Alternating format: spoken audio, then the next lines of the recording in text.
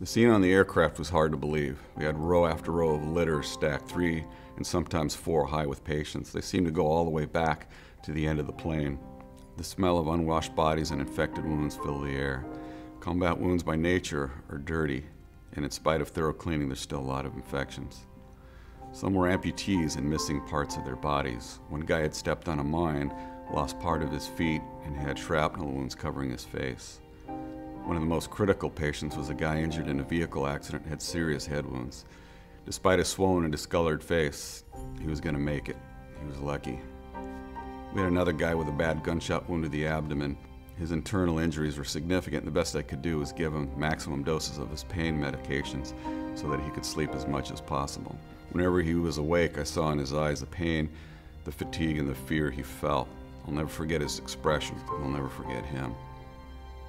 Another guy needed pain pills and told me that the hospital had lost him along with all of his personal belongings. Ironically, the thing he was most upset about was their losing his pictures of him and his buddies in Iraq. I felt overwhelmed by the sheer number of patients we were treating, and had been awake and on the go for the last 24 hours. Making critical decisions and keeping track of everyone when my mind and body screamed for sleep made the missions all the more difficult. But I knew I really had nothing to complain about, because while our discomfort was temporary, many of the wounded faced a lifetime of hardships. For them, this trip was only the beginning.